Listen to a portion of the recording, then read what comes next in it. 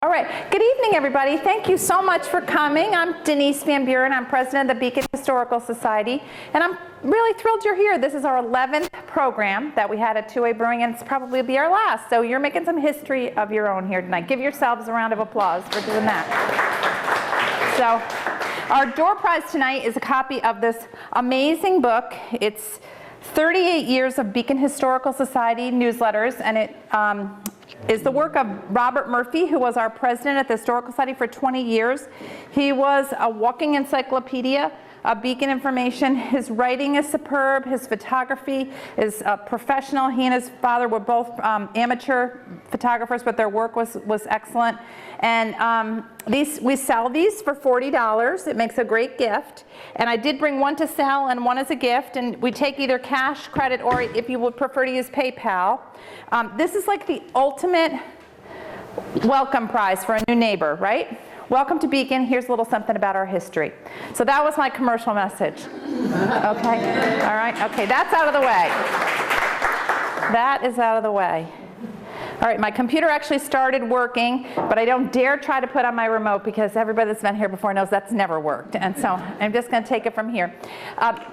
This is the 5th Beacon Trivia Night that I've hosted. And the other nights, for those of you who come before, I literally had questions and you answered them and we all learned a little bit that way. But for our finale, I thought that I would do something a little bit different, and that is things that I think every Beaconite should know about our history.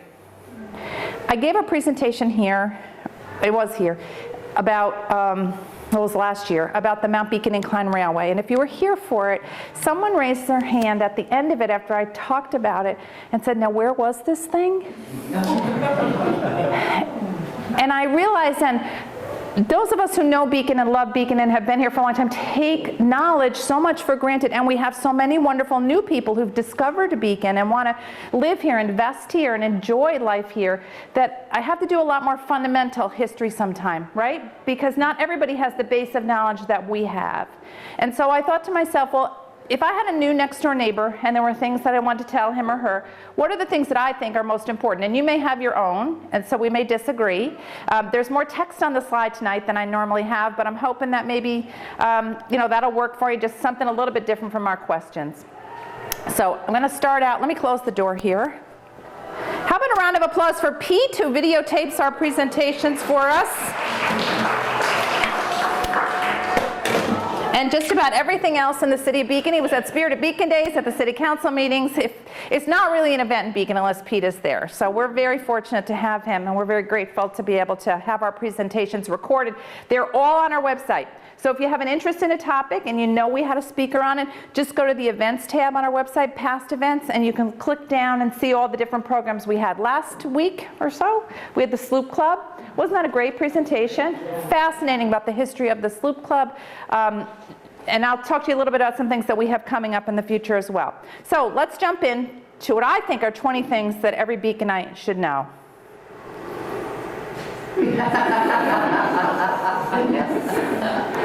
Well, it was working. How about this? Yay! Okay, so it's obvious, and yet it should not go unstated that this was, of course, Native American land before it was settled by Europeans. And probably the best representative that we can tell the story of about the Wappinger tribe who lived here, where we live in what is now the city of Beacon, is Chief Nimham. His story is remarkable, and I hope you're all familiar with the beautiful statue of him that the town of Fishkill erected out at the intersection of 52 and 82. He deserves so much more recognition than has been given to him in the past. His people were forced off their land, I think it was by the Phillips, and he travels to England. He's not able to meet with the king, though he tries to, but he speaks to people in the parliament about the fact that their land rights were taken from them, and that they should not have had to give up their birthright here, Southern Dutchess County. Unfortunately, he's not successful in that.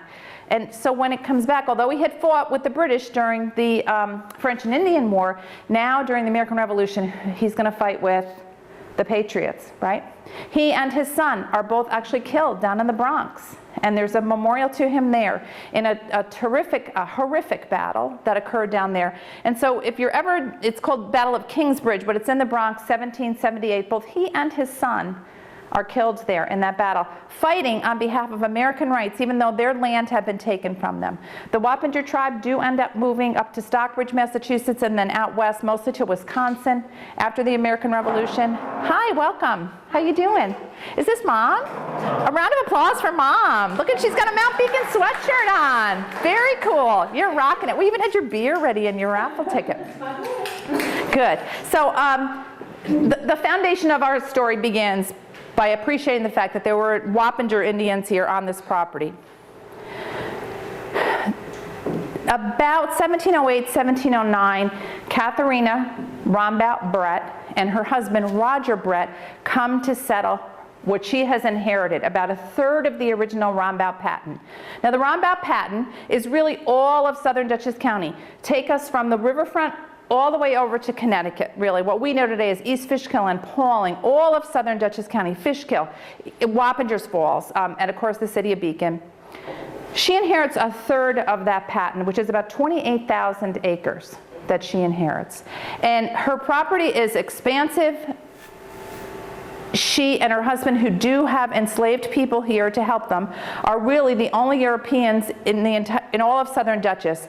But she and her husband are land rich and cash poor. Think of them as regular newlyweds, right? They've got one asset. It's all this land that her father willed to them. So she ends up selling the property off, for the most part, to her father's friends. Francis Rombout had been mayor of New York City. He had a lot of well-to-do friends that were living on Long Island, and they come up here, they settle. So we have names like the Brinkerhoffs and all the other families that come up here to settle what we know as Southern Dutchess. She and Roger built her home here, started in about 1708, 1709. The carpenter's name is Dingy, and we have records of him, but we don't think the house is probably finished till 1709. And if you don't know it, and this is something you need to tell your next door neighbor, this is the oldest building in Dutchess County. And it's here in the city of Beacon. Okay, that's something that we should be very proud of. It's the oldest building in Dutchess County. Roger is killed. He is on the Hudson River with his manservant, his slave, I have to presume. He is down near the mouth of the Fishkill Creek. The boom of the ship comes around, hits him in the head, knocks him in the water. The man picks him up, brings him up to Burnsville, and buries him in what is today the Burnsville Cemetery. I believe his headstone now is completely gone, so I'm not 100% certain where he's buried, but he is still there, and that is still a burial ground. Now, her mother was a Ball, B-A-L-L, was her maiden name. They were a landed, successful family up in the Schenectady Stockade region at this time. Her siblings, she was the only child of a later marriage. Her siblings are down in New York City, the Rombout ones.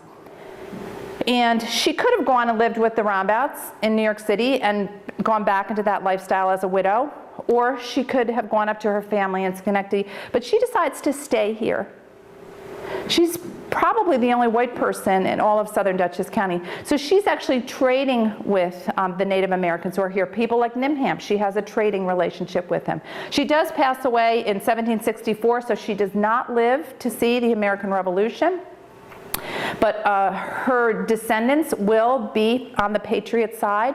Her daughter marries a man who'll become quartermaster of the troops, so the large supply depot that's in Fishkill, he's the quartermaster for all of that. And as a result, people like Washington will be here, Lafayette will be here at the Madam Brett homestead, and her family will continue to live here until the 1950s, when they're using it really only as what I'll call a vacation home or a second home, and they decide they're going to sell it, and I believe they actually completed this sale to the A&P, and they were going to put the supermarket there.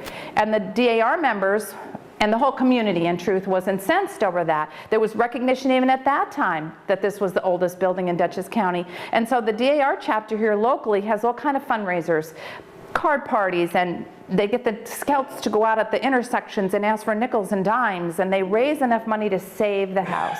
That's 1954. So it's a really early preservation win. It's the same year that the DePeyster house, which is one of her nephews, that was an ancient house from the 1780s where Hamilton had stayed, that's down near the Tyranda Hat Shop, that was torn down the same year in 54. So Beacon had a save at the Madam Brett homestead and had a loss at the DePeyster house. Two really significant Dutch homes here within the city of Beacon.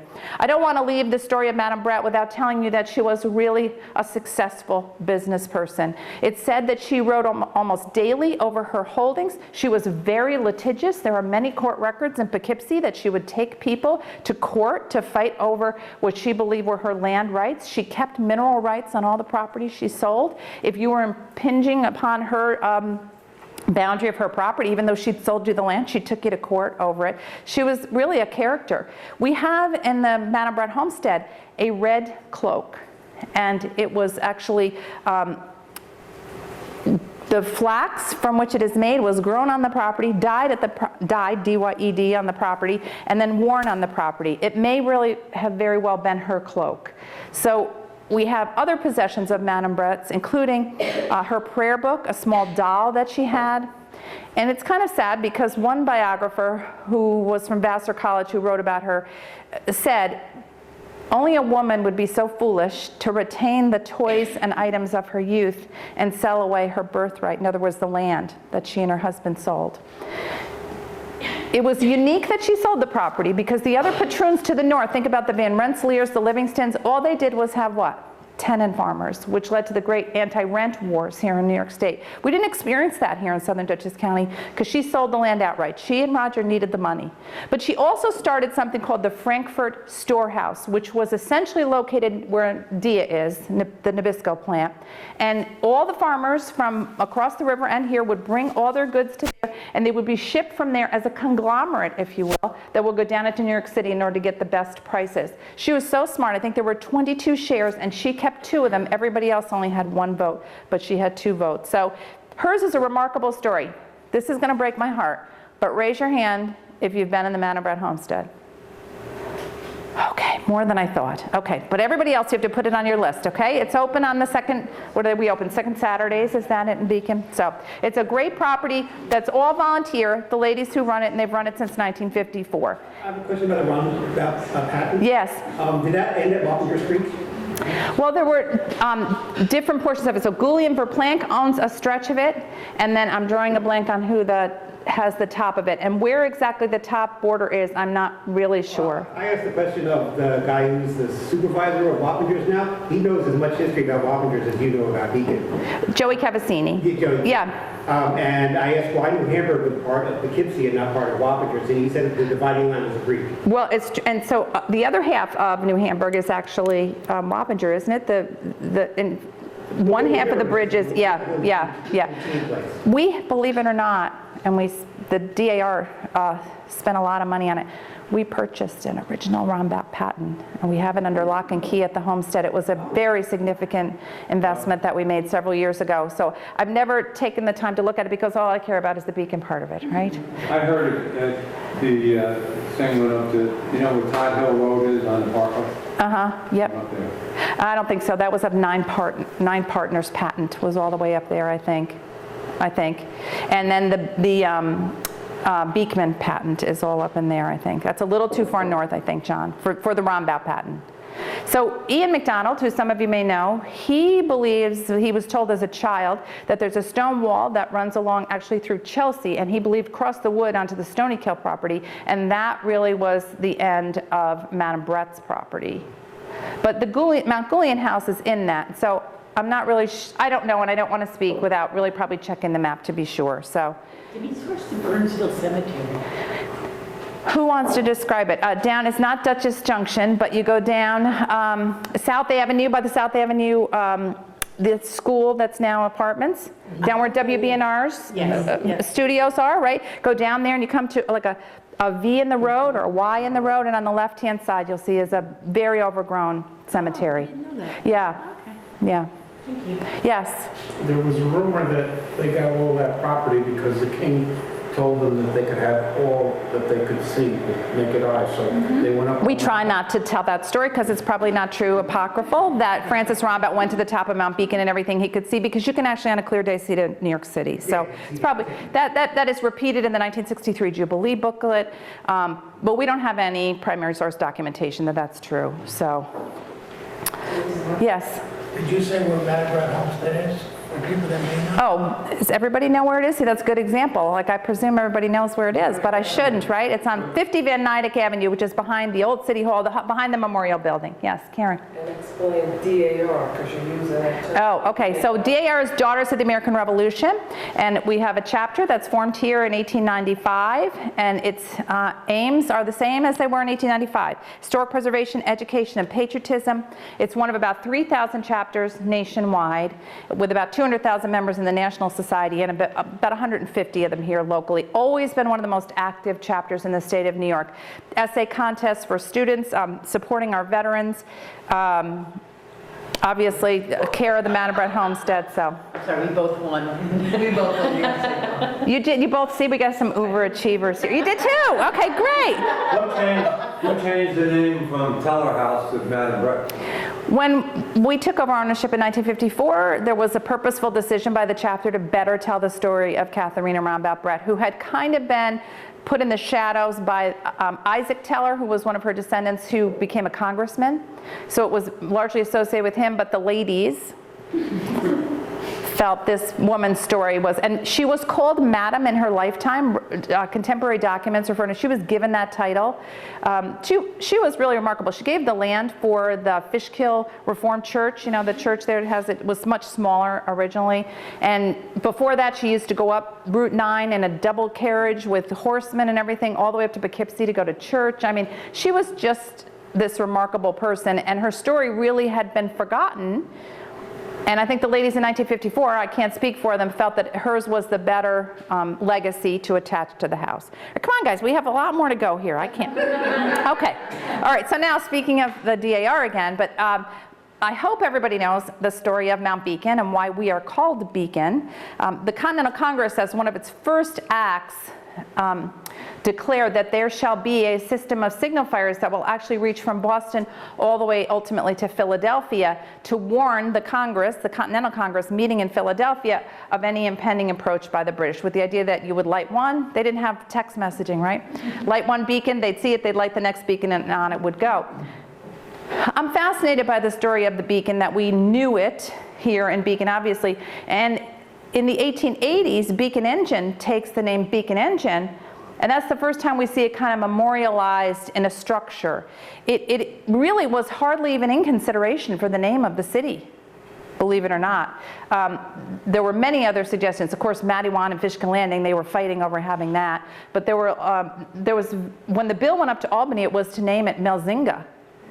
And I actually have that at the end, I think, don't I? So we're named after the Beacon fires, but it wasn't a foregone conclusion, let me say that we would be called Beacon. And when you're a Beacon Historical Society member and you get your October newsletter in the mail, you'll see there was even a chance that we could have been named something totally different, and I won't let that cat out of the bag yet. But so back to the American Revolution, Governor George Clinton, who's of course born in New Windsor, knows this area very well, of course. He gets a letter in Poughkeepsie from Major Alexander McDougall. I beg you be pleased to direct Colonel Brinkerhoff to erect one or more beacons on the hills above Fishkill to alarm the militia.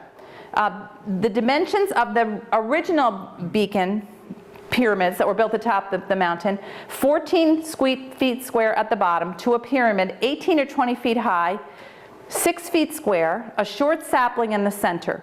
The three hills used in our area were Butter Hill, that's just south of Newburgh, South Beacon, and North Beacon. And on North Beacon is where Melzinga chapter of the DAR will put this marker in 1900 to denote the beacon fires that were there. So again, well before the city of Beacon, and yet it's really not on the radar screen to name our city Beacon until much later, and after a lot of argument, it's kind of something that they can unite around.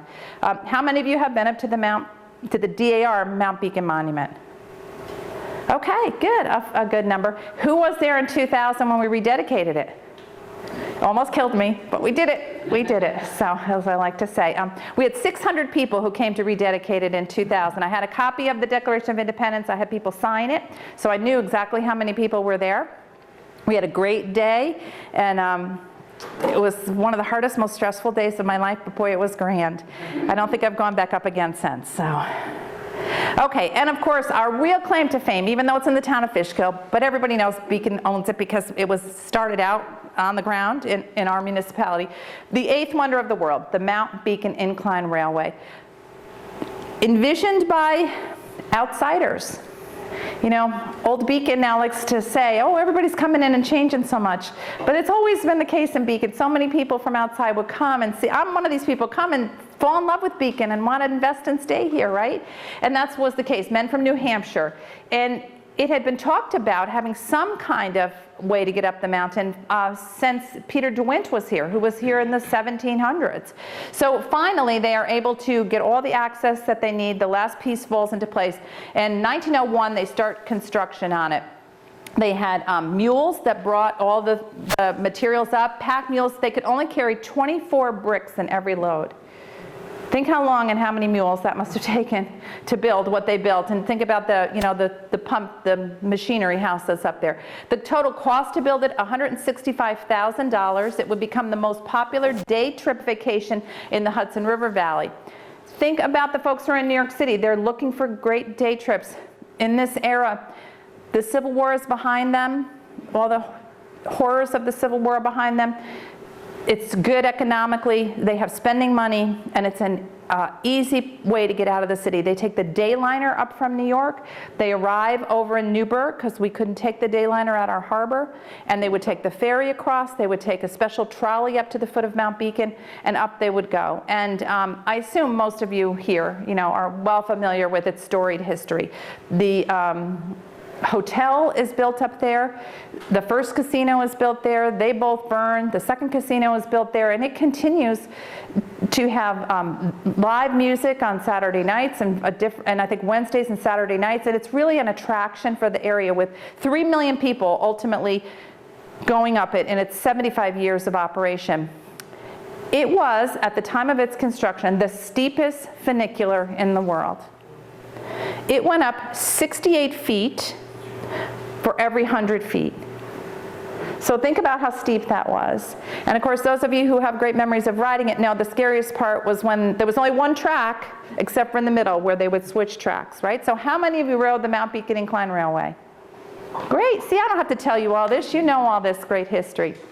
It opened on Memorial Day 1902. It was sunny and hot. The round trip price at that time was only 25 cents. That day, 1,400 people went up the mountain. Can you imagine on opening day? Think about that.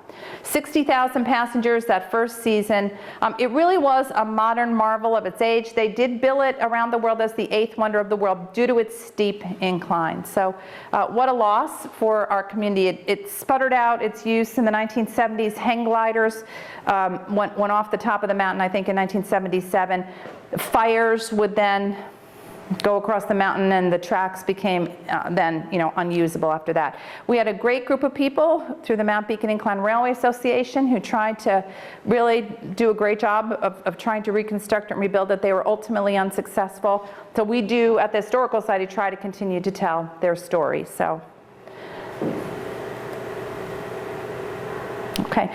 Once you were atop the mountain, going again up that incline, it paved the way for the Beacon Crest Hotel, which, if you were at one of the earlier sessions, I was surprised to find out only recently, the Beacon Crest, which was this grand hotel, only operated for 15 years before it burned down. And that surprised me. I thought it had operated much longer. We have a lot of photographs of beautiful baby contests and beauty contests. Miss New York State contest was held up there. So, but it also had donkey rides, game booths. You could have tin-type photographs taken on top of the mountain. And then ultimately, due to its height, what begins to appear?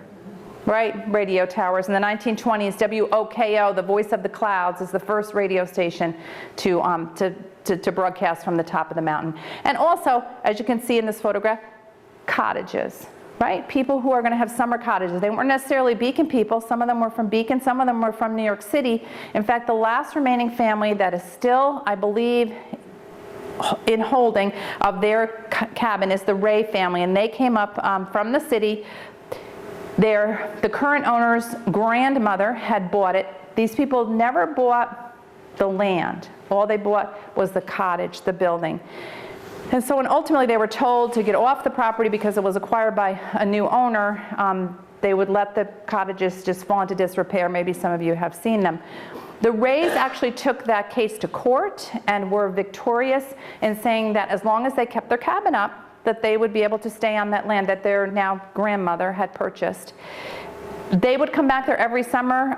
Her son, Colonel Robert Ray, was a remarkable individual who actually was in a terrible plane crash in the Korean War era time frame and was hospitalized for months in recovery. And his wife and their children went to the top of the mountain that year to make sure that they had tenancy. They have a phone. They'll find them in the phone book. Is there still such a thing as a phone book? They have electricity. They have tenancy here. Then his son, Robert Ray, I don't believe he goes by Junior, but young Robert Ray is the one who took it to court. He's a successful attorney who was actually the special prosecutor who took over from Ken Starr in the Monica Lewinsky case. You can follow all that. So great people. We had young Robert Ray come and give us a talk. Just great people who love the mountain and lived there, went there every summer, and still, I believe, come up once or twice a year to be able to lay claim to the fact that it's still a used house. Our ferry is so significant. 220 years of operation, one of the longest in American history. The longest, by the way, I think is over in Glastonbury, Connecticut, operating since before the Revolution and still operating today. Ours was granted by the king to a man named Alexander Colden. He was son of the colonial governor of New York, Cadwallader Colden. So you may know Coldenham over in Orange County, right? And it's in the town of Newburgh or town of Montgomery. So it was that family. They had the original rights. They got the rights from the King of England. They continued to run the ferry until it's ultimately sold to a series of owners, but it was actually fired upon by the British during the American Revolution when they sailed down the Hudson River after they burned Kingston in 1777. Ours was a bus port. You know, we just don't think of transporting goods by boat anymore, right? But think about the alternative is rutted, muddy roads that are impassable many months this season compared to putting your items on a ship and shipping them south. So we were a bustling port, the main artery of transportation, and the ferry was an important cog here. Many of the settlers who are going to come down from New England and go out and then settle the American West are going to come right down what we know today as Route 52. Cross and go out to the American West. We're a great crossing point. Many of them get to actually Fishkill Landing and Mattawan, see there are so many factory jobs and decide to stay. But they're going to cross the Hudson River here. People like John Adams and Samuel Adams coming out of Boston are going to cross the river here to get down to the Continental Congress in Philadelphia. Our ferry was very significant. It's hard to overstate the importance of it. This is a photograph of the William T. Hart. We just had a great program by a young man on the train ferries that once operated here. Before the Mid-Hudson Railroad Bridge, which we now know as the walkway over the Hudson, was built to take trains across. Trains actually unloaded here at our port onto this William T. Hart and were brought across the river by rail to get out to the American West. This was the second largest ferry in the world at the time, 295 feet long. It could carry 27 freight cars. 27 freight cars or 18 passenger cars in each crossing. And of course, we all know the ferry closed in 1963 when the bridge was built, right? So it was reincarnated in 2007, the modern equivalent of it, and we had a wonderful night in August. For our second time, we took the ride over across the river. We had fun, did we not?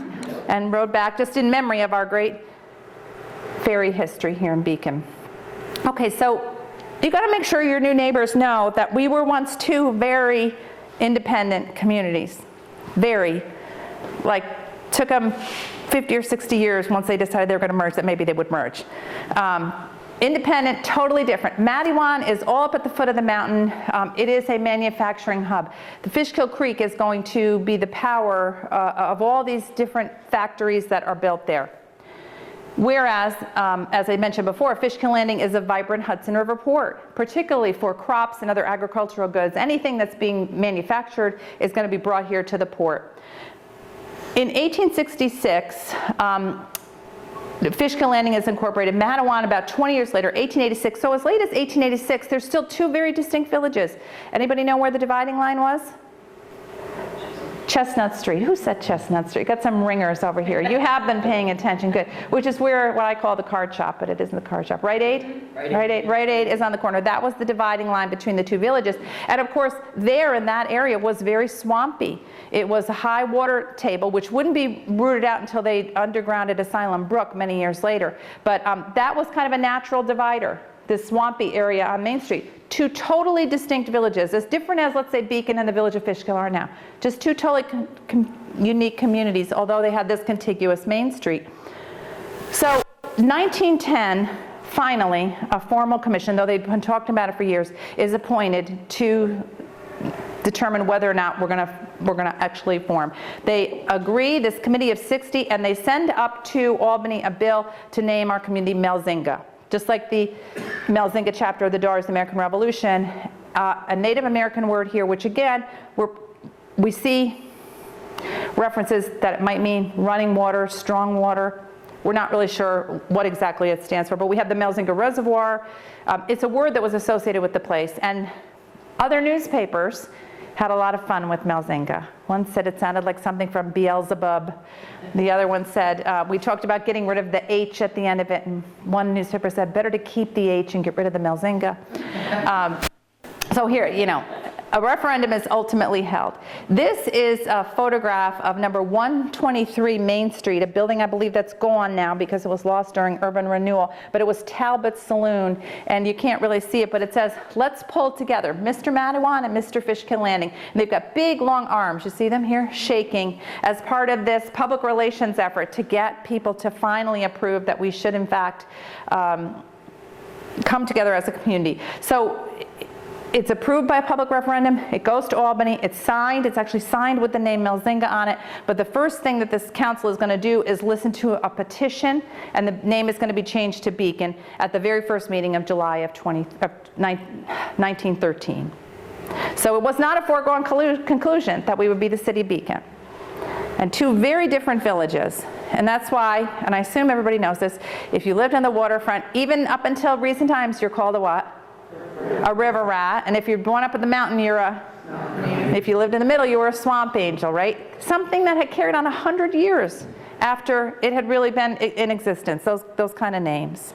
They had river rats in Beekskill too. Oh, did they? Yeah. So, okay, so our Main Street, nothing frustrates us more when we see a big multi-story building going up on Main Street and you know, the world has come to an end, right? But as you drive around to the other Hudson River cities and towns and villages up and down the valley, with an eye looking toward it, I think you will agree that we're very fortunate that our Main Street really retains a lot of its original charm and character from the 1800s into the early 1900s. The scale of it, the view shed of it, I know it's frustrating when large buildings go up and it hurts all of us who are used to that view shed. But the truth is, most of our Main Street still looks pretty damn good, doesn't it? Really. And we're so lucky when we have people who come to Beacon because they want to buy our existing buildings, restore our existing buildings, and use our existing buildings. It doesn't always happen that way, but I think they've done a pretty good job of it. We have the most majestic scenery. Think about the fact that we are on the Hudson River at the entrance into the beautiful Hudson Highlands on our waterfront, and we have Mount Beacon at our back door. Right? What a magnificent setting, and that's what our Main Street stretches from end to end. But you should know, and you should tell your new neighbors, that the Main Street that you and I know today is not what Main Street originally was. Main Street originally started down at that landing where you got off the ferry boat, and Main Street was a contiguous street that wound its way up to what was called Bank Square, an intersection of 5 different roads, along Main Street, and you went up and you went around the bend in the East End, and out you went. I don't know what they're calling it these days. Some people call it green fan or talix. I'm not sure what it is today. But you just continued, that was Main Street, and you continued on, and Fishkill Avenue brought you into the village of Fishkill. There was no make a left turn, make a right turn, make a right turn. So essentially, our Main Street was truncated at both ends. Why was that end cut off? Because Green Fan became so busy that they actually asked the city to please move Main Street, move the flow of traffic there because they were bringing so many big pieces of equipment back and forth over what was Main Street. And so the factory owner at the time was A.T. Blackburn, and that's why it's Blackburn Avenue. that cuts over there. And so we have this Main Street now that lost both of its ends. So it's not really this natural flowing Main Street. Think about the way Main Street flows through the village of Fishkill. Ours isn't like that. Ours is a Main Street that has no ends on either end of it. Oh, I was just going to tell you something about it. Oh, about the end. Oh, I'm losing my mind.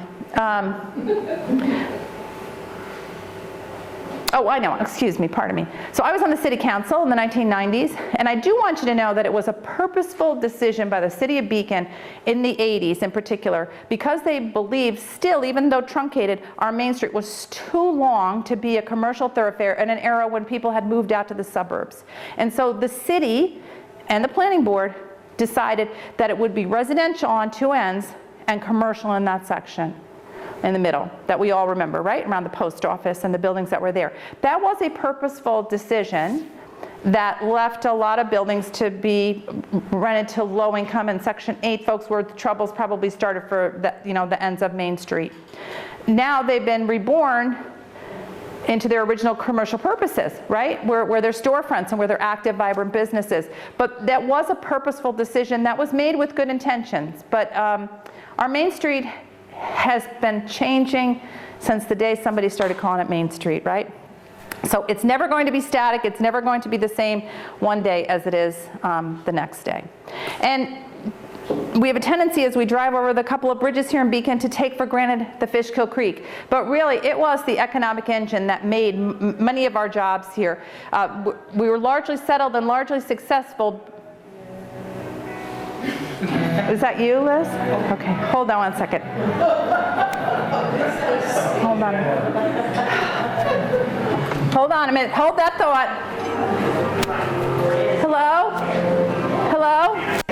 Hello? The music came on back there. Can you turn it off back there? Sorry. I'm so sorry. I'm almost done, I promise. Okay. Oh, that was an accident. Okay, sorry. So she said, okay, so the Fishkill Creek. You drive over it, right? Back and forth. You're over by the dummy light. You don't even think about the fact that you're driving over it. But it really was the economic that engine. It does begin in Unionvale, and it's about 33 miles long. Here, though, in Beacon, it receives its last tributary, and that's the Dry Brook, which drains into the Beacon Reservoir up on the ridge. There are 13 dams along Fishkill Creek, and 5 of them are located here in Beacon. So kind of surprising. But it really was kind of the lifeblood of the community, powering all those jobs. People swam in it. It's almost an afterthought now, right? We just don't even think about it. And yes, it's a beautiful amenity here that flows through our community. I hope you know that we were the hat capital of New York State, second in the nation to Danbury, Connecticut. Really for about 100 years, almost 100 years, we were the hat capital of New York State, 1864 to 1940. So if the damn hats hadn't gone out of style, God knows where we'd be, right? Again, the Fishkill Creek is going to power that manufacturing, and it's going to, our location on the Hudson River is going to make for easy shipping down to New York City and beyond. The Maddimon Manufacturing Company is the first one to make hats. It has 500 workers. 500 workers. Imagine what this meant to the economy. Another notable one was Duchess Hat Works. It made about 450 dozen hats every day. 450 dozen. There's a reason I went to journalism school, not accounting. I couldn't tell you what that is off the top of my head, but 45 times 12 every day. At its peak, we had 11 hat factories operating at one time. Imagine the employment and the tax base that provided here in this community. The last one, Durrell Hat Company, you probably all remember it. I can still see it right down by the train station. They needed it for parking in all likelihood. But those hats were really one of many, many things that we made. We just closed down an exhibit that we had about Made in Beacon. But we made so many different products here. Rubber belting and rubber toys. Vests and life rafts at New York Rubber Company. That's just one example. This is a great story. This entire rubber raft was owned by an attorney in the Chicago area.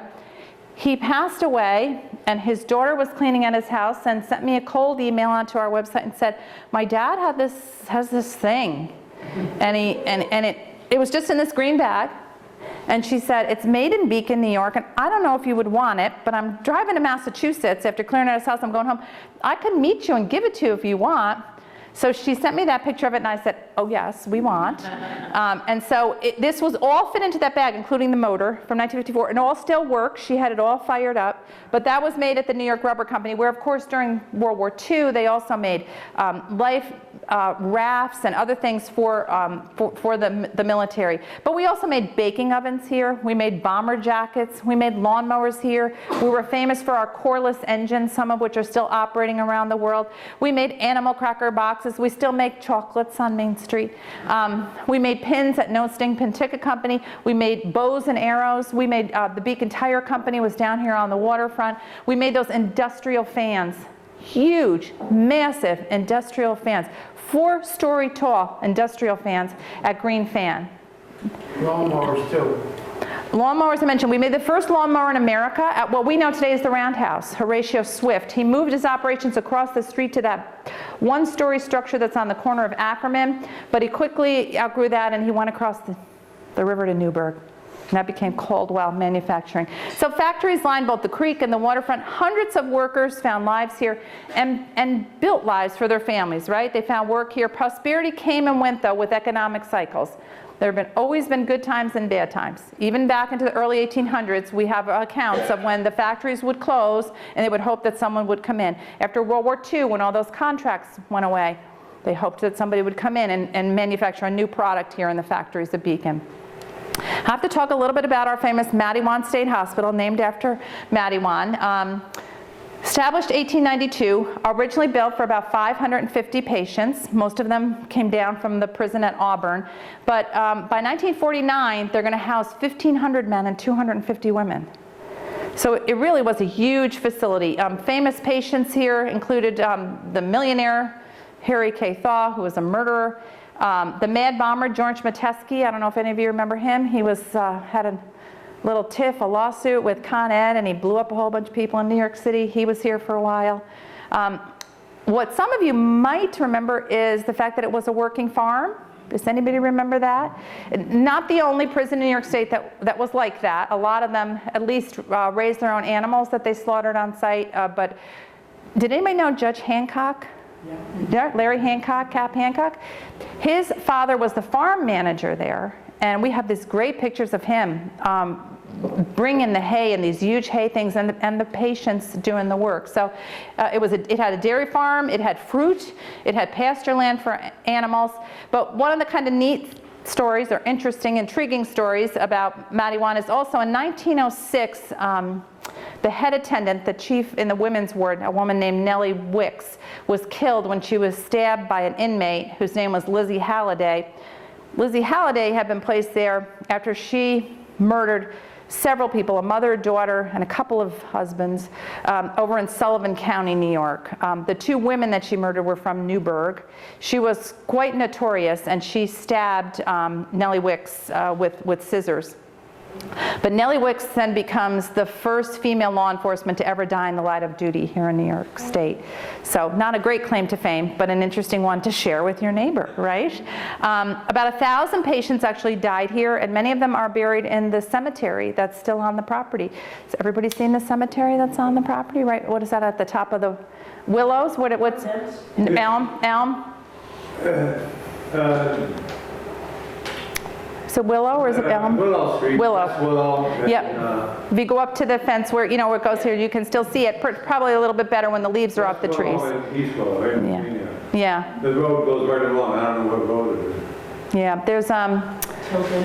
is it Tilden? Oh, it's nice to have, see? She's a ringer.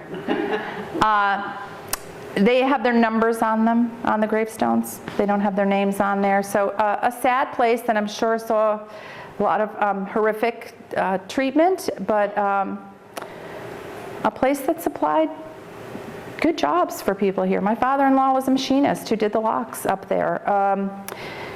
It also led to us really having a nucleus of psychiatric facilities here. Craig House, we all know, was a very high-end psychiatric facility, but Dr. Lamb, who had been at Madiwan, ultimately also comes to Craig House. Riverview Sanitarium was here. So we end up being kind of a cluster for a variety of mental health institutions in the community. We should be so proud of the architectural excellence that you will find on the streets of Beacon, New York. Everyone loves to point out the Howland Library, which of course we know was designed by Richard Morris Hunt. He had designed the breakers at Newport. He designed the base of the Statue of Liberty. He was really the preeminent architect of the entire era.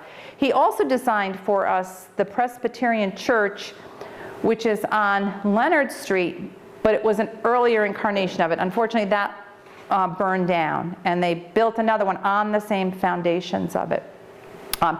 Hunt also designed the music wing to Tyranda, which is the Craig House. If you look at the building, it's that rounded that's on the front facing 9D. Originally, you approached the house from a different direction, and that would have been on the eastern side. But he was married to Mrs. Howland's sister, and that's how we got him here. Tyranda itself, the Craig House, had been designed by a very famous architect, Frederick Clark Withers. He was considered one of the finest Gothic Revival architects working in the nation at the time, again, related to all these families. That's how we were so fortunate. He designed the Dutch Reformed Church, he designed the Tyranda School, and he designed St. Luke's Church. So there are 3 of his buildings still standing, Frederick Clark Withers, in the city of Beacon. So he had married into Peister. It was the Hunt who had married into the Mrs. Howland's family. Famed architect Calvert Vaux, who is credited with Central Park and we're Downing with the architectural, but with the landscape architecture, but he's really associated with a number of important projects here in the United States. He designs James Kent, the grandson's house. It once sat in front of what I'll call Peter Foreman's house. Everybody know where that is? If you're going over the bridge and you see it there, the Foreman house? That's my landmarks by where you live, right? What is that street now? Manel, but I don't know if the end of it is still that with some homes on it. But it was a beautiful, beautiful home. A spark from a passing train one summer night got up to it, caught it on fire, and it burned down. It ultimately, after it was the grandson of Chancellor Kent's, it was his house, it had become a novitiate, and they ended up moving the novitiate over to New Windsor. But also Calvert Vaux, so that's your homework assignment, to look up Calvert Vaux, how significant he is. He remodeled William Kent, and that's James Kent's father, and James Kent, the Chancellor's son, Beacon site, and that was this beautiful estate that is where the Beacon City School District headquarters are now, right? Ultimately, St. Lawrence Seminary comes in there, tears down the house after it had been used, and puts up an office building for it, and then builds a high school for its seminarians that's now Sergeant School, right? But if you look at that beautiful stone gate and you look at that gatehouse that's out there, there was once a magnificent home there, and that was designed by Calvert Vaux. Really significant for us to have designers of this caliber here in our community. The greatest estate of all, however, was Wodeneath, which I'm hoping most of you know. I put a post up on Facebook the other day, and I presume everybody knows where Wodeneath was, and somebody wrote underneath that, where was this? So we noticed Wodeneath Drive kind of across the street from the school district property, right? It's now a modern subdivision, but in its day, and this is only a small part of the house, it was the Sargent House. It was called the most beautiful 20 acres in America, not only for the magnificence of the home, but for its gardens, which were absolutely fabulous, with rare species and Downing-inspired landscape architecture on the property. We also had many others, though. Tyranda, the Craig House. Cerro Gordo, which was a huge house, which is, again, look for the gates, across from Forrestal Heights, where there's a subdivision that went in maybe in the 80s in there. That was where Cerro Gordo was. Owned by a West Point professor, Davies, who named it after his friend Winfield Scott's victory in the Mexican War, Cerro Gordo. The Brinkerhoff House sat where Forrestal Heights is today. A magnificent, magnificent colonial style huge mansion for its day, owned by a very famous holistic doctor out of New York City. But we have others that are still standing, that we didn't lose. The Christie House, which is that South Avenue technically, across the street from Doug Berlin's place there. Sorry, I'm talking like a Beacon person when I expect you to know all these people.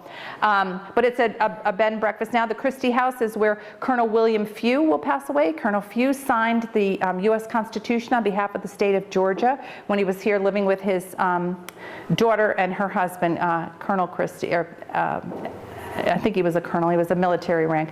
Eustacia is at the end of Manel. It's on the market now. I don't think anybody has bought it. It's a great house that Andrew Jackson Downing's widow lived in with her new husband, John Manel, after Andrew Jackson Downing died on the Hudson River.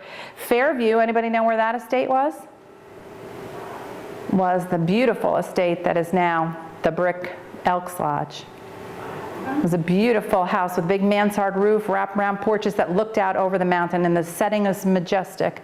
Presqu'Île was on Dennings Point, the Van Rensselaer and the Denning home and the Van Rensselaer home, a Greek revival home on the river that was just allowed to deteriorate, and Roseneath, which, you know, was on, is that South Avenue still, I guess, right? I think its gates are still there now. It was at one point going to be turned into homes. I presume it was, but I've lost track.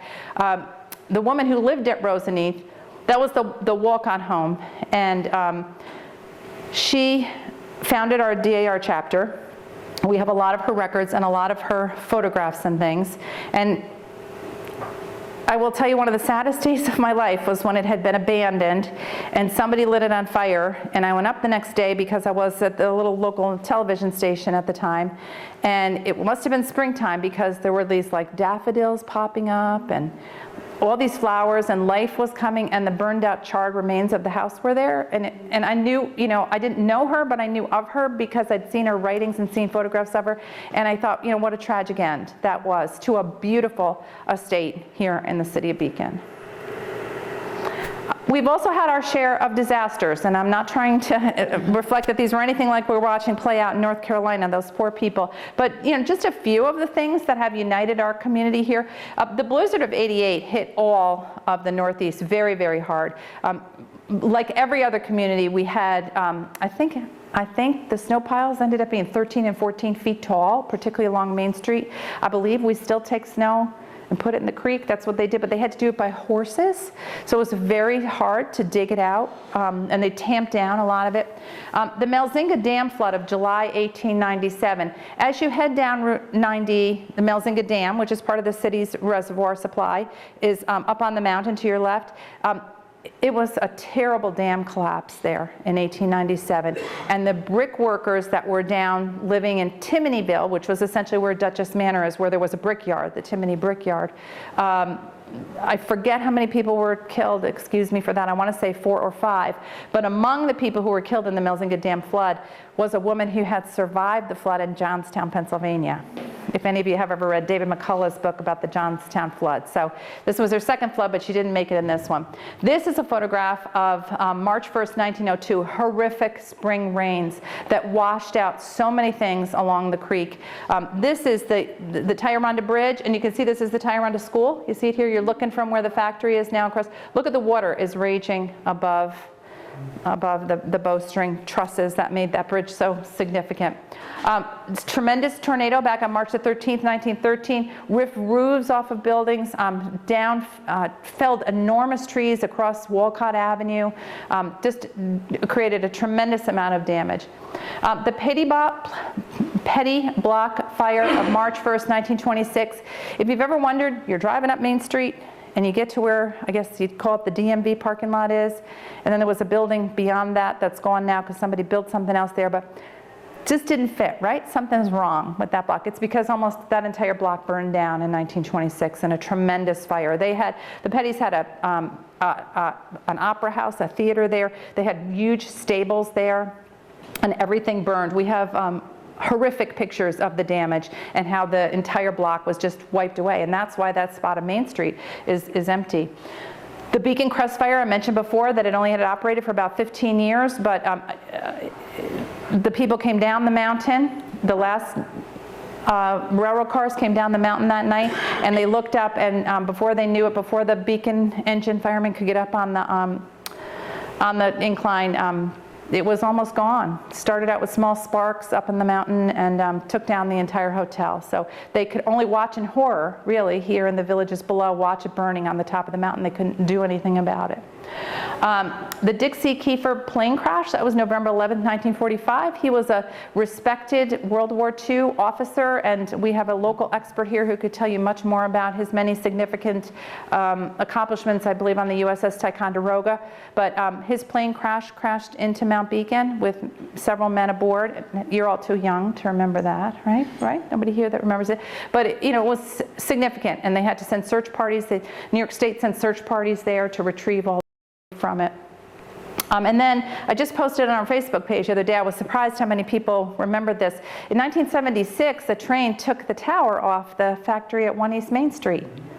So, there were tanks there. It could have been much more damaging than it was to the community. But think about what things like that do to a community. When we look at the news and you see what's happening in North Carolina, it's neighbors that come together to support one another. Speaking of which, we had our share of disasters, but we've also had our share of heroes. We've had thousands of people who have answered the call to serve, including General Joseph Howland, who we know from Craig House. He was wounded at the Battle of Gaines Mill, and he was breveted a brigadier general after that. He never recovered his health. He tried to in a place called Menton, France, but he actually died there and is buried there. He never recovered from his injuries in the Civil War.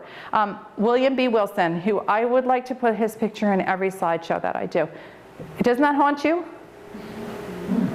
Look at that young man. He was our first veteran, our first service person killed in World War I. So I think it's our American Legion Hall is named in his honor. Wilson Street is named in his honor. We just had ceremonies for the 100th anniversary in 2017 of his death. Killed in Belgium in 1918. Trying to retrieve the body of his friend that was out in no man's land. So I will tell his story forever.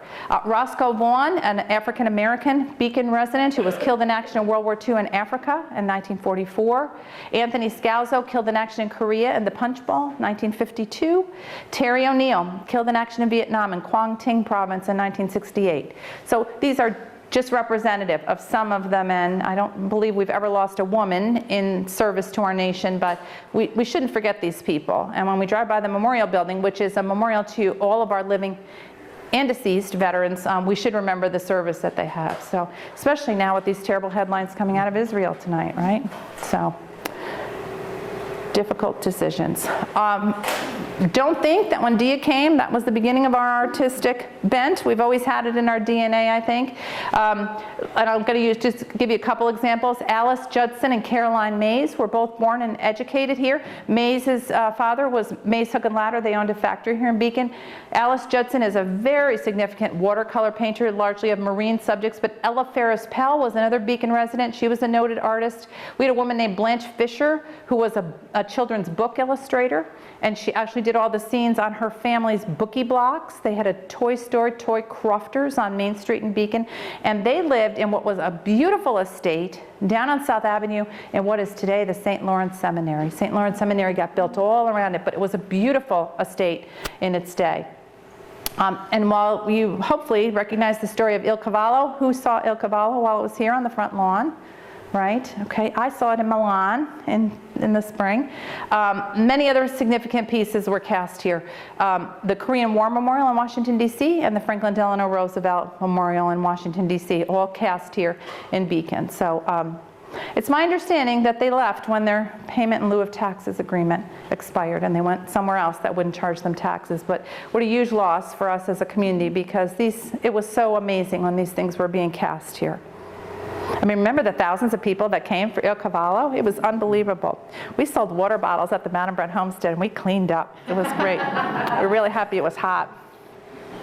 And we got some famous Beaconites. I can't leave the subject of things you should know without talking about them. Pete Seeger, we know he lived down Dutchess Junction, but he considered himself a Beaconite, and so do we. But also Robert Montgomery, who was a movie star and had his own television show, was really a significant a celebrity in the 40s, 50s, in many movies.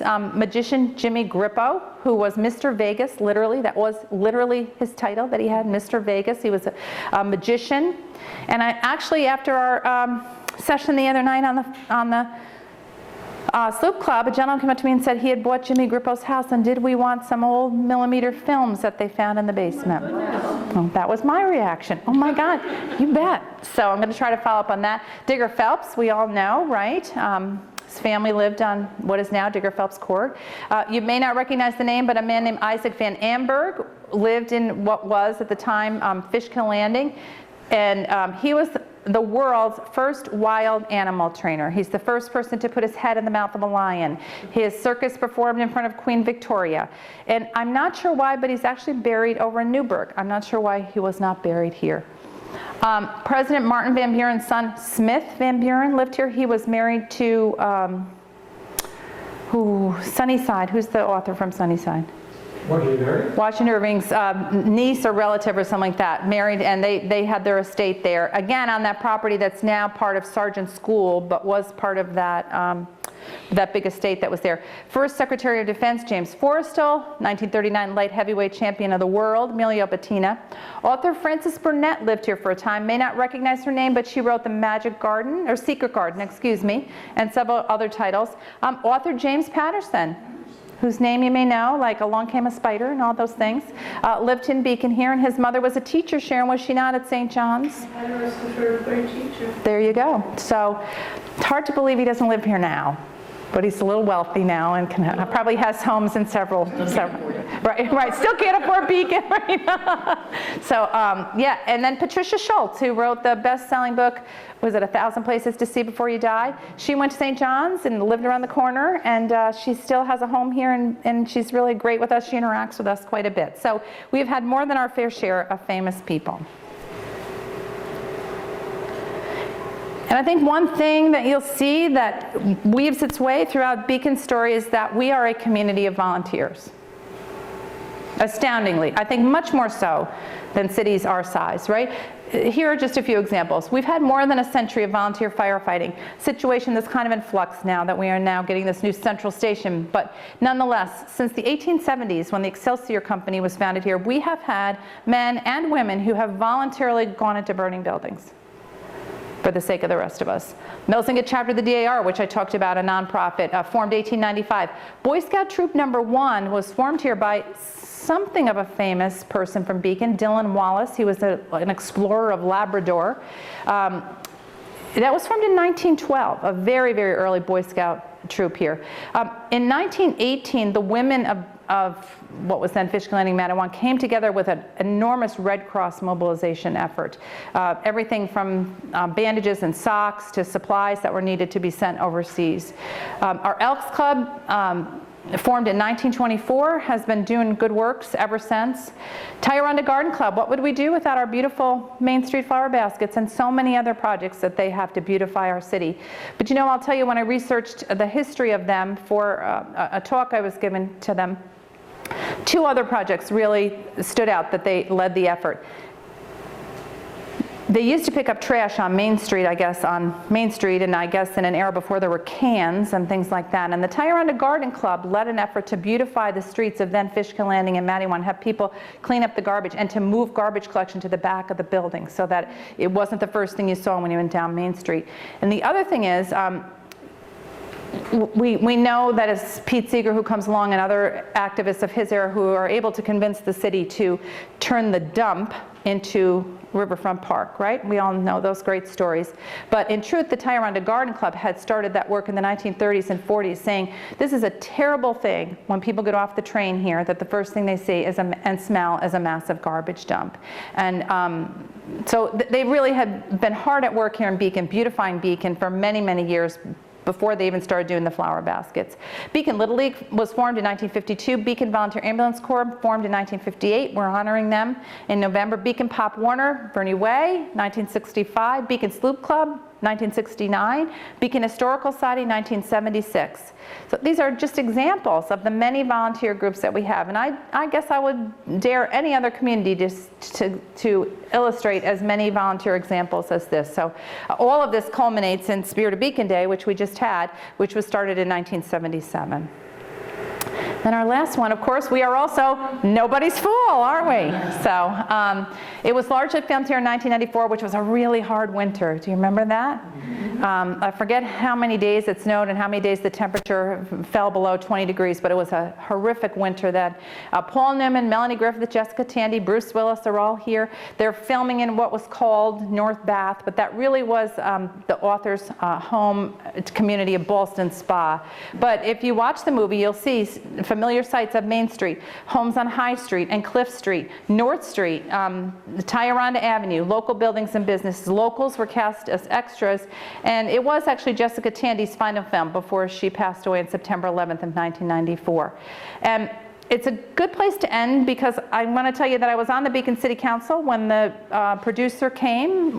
Claire Liu was obviously mayor at the time. And know this, we were chosen because we were down on our luck. The movie was the story of a community that had little hope and little prosperity and was run down and was falling apart around the edges. And they picked Beacon because that's the way we looked. Now, some things were filmed in Hudson, which I understand, also went through some real economic turmoil. But look at how far we have come in 25 years with a lot of efforts that you can't cite one person who did it, because it was this great community effort that brought Beacon to the place it is today. And as frustrating as it can be when you're stuck in traffic or you can't get a parking spot or it's difficult, think about how bad those years were in the 1980s, where there really was nothing on Main Street to buy, when most of those residential properties on either end of Main Street became boarded up. It wasn't a very pretty place, and it didn't have a lot of hope, and that's why we were chosen for Nobody's Fool. So we should all be proud of how far Beacon has come. Denny? And I've been around South, and most people around that end actually were starting to do stuff, and I asked them to stop. They did. They put a halt on it. We were actually in the part of, we had just selected the street lights for that end of town, and we had to put a hold on the street lights till they were going to do the sidewalks and the street lights as part of our urban, Buildings around the corners. Yeah, exactly. So, don't lose sight of that, and we should be proud of that as a community that we've bounced back. There are a lot of communities that still struggle. Poughkeepsie and Newburgh wish they had the problems that we have here in Beacon. So I know it's easy to get frustrated and to deal with a lot of change, but hopefully more people will join the Historical Society and learn about our history and respect it, right? And keep our great community the way it has been. I want to invite you, I know some of you want to get home for the debate, it's 5 after 8.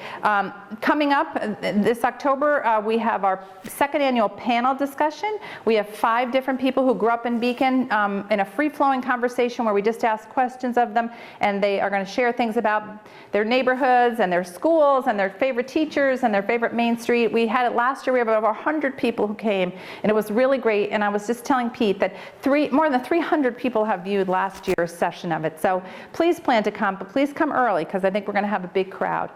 It's not on the screen, but on October 19th, our new exhibit, The Bridges of Beacon, will be opening. I know you immediately go to the Newburgh Beacon Bridge, but there are many other bridges here too, some which no longer exist actually. So we have a new exhibit that's opening. And then on November 7th, it's hard to believe, but it is our 8th annual Beacons of History Award, opportunities to recognize people who preserve our community, who serve our community. And this year's honorees are, for an organization, Beacon Volunteer Ambulance Corps, which does so much for us. And our individual or family honoree is Ken Barisha from Brothers and his family. And I will just end by telling you a little bit about Kenny. He has purchased 5 buildings on Main Street, and he has kept all of them at their original scale and proportion and appearance. He's restored them. Unlike some developers who, for reasons of their own, have taken down our buildings and put up bigger structures, Kenny has really respected the landscape, the streetscape of Beacon.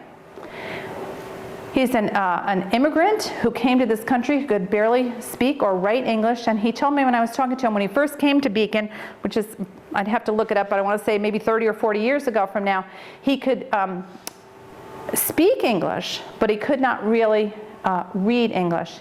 And so our building inspector at the time would sit with him for hours and explain to him what he had to do in order to rehab, his second and third buildings that he worked on. So he is, I think, a great example of that immigrant spirit of people that came here to Beacon, saw something in us at a time. This, he's down there with the Sours, and it's just him and the Sours, really, in that East End, right?